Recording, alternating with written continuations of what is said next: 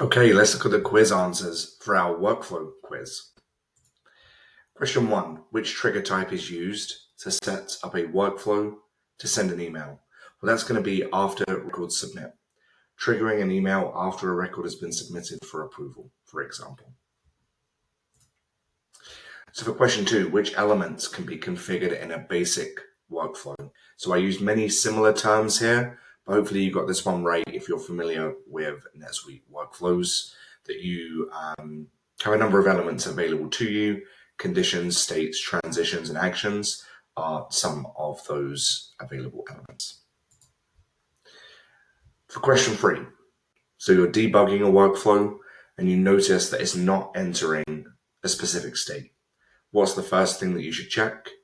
Well, the first thing you should check are the conditions that are applied to the transitions leading to that state. So make sure you double check those conditions as a starting place. For question 4, now we have a workflow that's designated to update a custom field on a sales order once it has been approved. Now this field is not updating. Which of the following is the least likely cause? The least likely cause is that the workflow's before load record user event script is preventing an update. Now, why is that? Well, the before record load script runs before the record is loaded for editing. So it's really less likely to interfere with a field update that happens when you're approving a record in the system, which would normally happen in the before submit or even after submit step in the process. Question 5, how do you deploy a workflow so it runs in the background and doesn't impact user experience? This one was a bit of a trick question because at the end of the day, when a workflow is in release mode, that is the standard deployment mode for any workflow that's intended to run automatically where an admin is hands-off. It doesn't make them, inherently run in the background, as it were, because all kind of server-side operations, are handled behind the scenes anyway. But it is necessary to set it to released for normal operation. So a bit of a trick there. Hopefully you got that one. Question 6, which of these workflow actions are not available out of the box? So hopefully you got this one. Set field help text is not one of the available options. You can, of course, set your field help text when you're creating or editing a custom field itself, but not within a workflow. Question 7, when used for a workflow which release status causes no new instances of the workflow to be created and no existing instances of the workflow to be executed, you're going to need to set the release status to suspended to achieve both of those things. For question 8, you need a workflow trigger, the workflow to only trigger when a sales order is created via the web store. What's the best way to achieve this?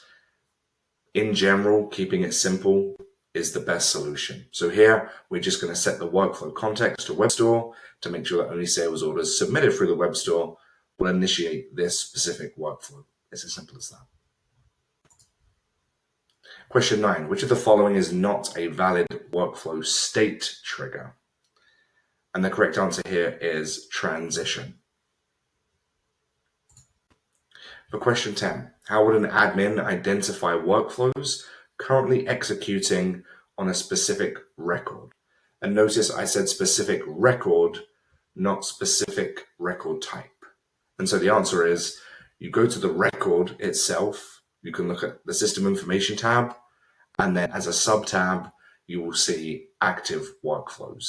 And that's where you can get to the list of workflows currently executing on that specific record. Again, not a specific record type. Question 11, how can you ensure a workflow does not execute on a CSV import for the same record type? This one is all of the above.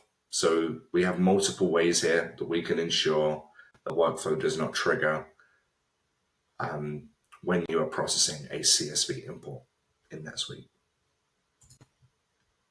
Question 12. You have a complex workflow with multiple states and transitions. maybe it's a complex approval workflow, performance is starting to become an issue. So which of these optimization strategies is going to be least effective? And for this one, scheduled workflows have their place for sure, but it's only going to increase the complexity of the solution, and it often adds overhead, more time to debug when there are other issues with the workflow itself. So it's generally better to optimize within a single workflow.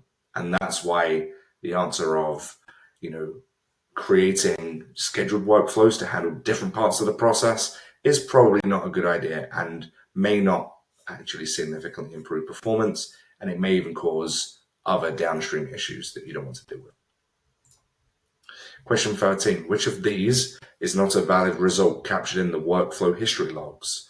So the workflow history logs are great. You should be looking at them, especially when you're troubleshooting and debugging any workflow issues. You will see results that are skipped are set to false on a true false statement, and whether the workflow has considered certain transitions and actions but not rejected. So rejected is the correct answer here. For question 14, which of these is not a valid context type for a workflow action? Another slightly tricky question here because they all look like they should be valid context types, and they almost all are. The difference is the context type is map reduce, not map reduce script. So that might have caught you out there. Question 15, which of these workflow templates are not available out of the box? Now, for those of you that have created workflows, hopefully you got this one. NetSuite offers a number of pretty basic workflows by default. You can use as a starting point, but one that is not available is an intercompany or advanced intercompany journal entry approval workflow. It would be nice. I imagine lots of people are creating their own custom workflows when it comes to intercompany transactions, but it's not one that's available out of the box. Question 16, which would be a valid use case for applying the set field display type workflow action? So not one that's used, every day, but it can be very helpful, especially with some approval workflows. So you can set the approval status field to have a display type of inline, so it can't be edited on the form itself. And that could be from, setting an approval status, as the answer says here, but it could apply to many different things as well. It could be the person that is the next approver in the process, who created the transaction, if you're capturing that. Many different fields that you just want to lock down once that approval workflow is in flight. It's a great way to do that. Question 17, when should you use a workflow state field? So this is going to be a field that lives on the workflow itself. Its value is captured in the workflow logs, but it's not actually one of the custom fields available in NetSuite. And that's kind of the point. So the reason you want to use workflow state fields is to capture a specific value without the need to create a new custom field every time you need to execute a specific workflow, and just capture a specific piece of data that only belongs within that workflow. There's no need to do that. You can use a workflow state field. Question 18. So you've gone ahead and built a custom approval workflow. Which of these actions would be the most likely to lead to the workflow glitching, potentially resulting in skipped workflow steps? Now, a number of these can possibly happen, but kind of one of those notorious reasons for causing true workflow glitches is when a user double clicks on the approve button versus a single click. You may have seen this before, but it can happen when the end user, by force of habit, will double click on the approve button. It will actually not approve the transaction, but it can get stuck, it can get locked in a specific state, it can skip steps. You really need to watch out for that one. Question 19, which release status will not run new instances of a workflow, but will continue to execute on existing instances.